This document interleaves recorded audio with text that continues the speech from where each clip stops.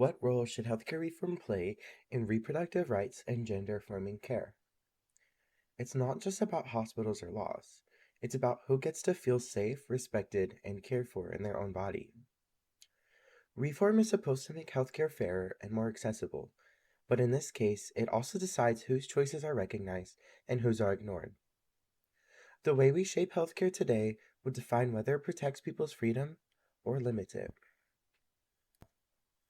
Words hold power, especially when it comes to healthcare. In English and rhetoric, we learn that the way something is said can change how people feel about it. When someone says protection of life, freedom of choice, or gender ideology, those phrases do more than they describe. They persuade. The rhetoric around reproductive rights and gender affirming care shapes how people vote, how laws are written, and even how patients are treated. But language can also heal. When we talk with empathy instead of fear, we open the door to understanding. Healthcare reform needs voices that tell human stories, not just political ones, because how we talk about care shapes who receives it. Biology reminds us that every body is unique, and that healthcare is not one size fits all.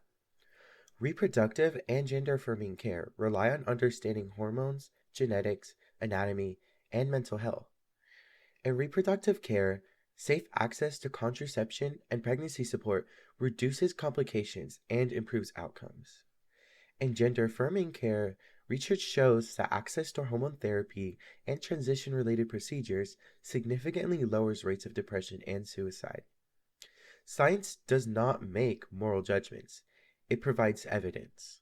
Healthcare reform should follow that evidence, not silence it. Economics shows that fair healthcare isn't just a moral issue, it's a smart investment. When people can afford care, they stay healthier, miss fewer days of work, and need fewer emergency services. According to studies, preventative and gender affirming healthcare save billions by reducing long term medical and mental health costs. But when reform fails, the costs fall hardest on those least able to pay: young people, low income families, and marginalized groups. An economy is stronger when everyone can participate fully, and that means making sure healthcare reform covers everybody equally. Math might seem distant from healthcare reform, but behind every medical system are algorithms, data models, and networks. Discrete math helps hospitals manage schedules, track supplies, and identify which areas need more clinics. Data can help reform make better decisions, like where to fund mental health programs or expand reproductive services. But numbers can hide inequality. If data leaves out certain groups, policies can overlook them too. Healthcare has to treat data ethically, seeing every number as a person, every statistic as a life. So, what role should healthcare reform play in reproductive rights and gender affirming care? It should lead with science, guided by truth and compassion. It should use math and economics to make care efficient and fair. It should use language that uplifts, not divides. Reform should protect the rights to make personal choices safely, supported by facts and empathy, not fear or politics.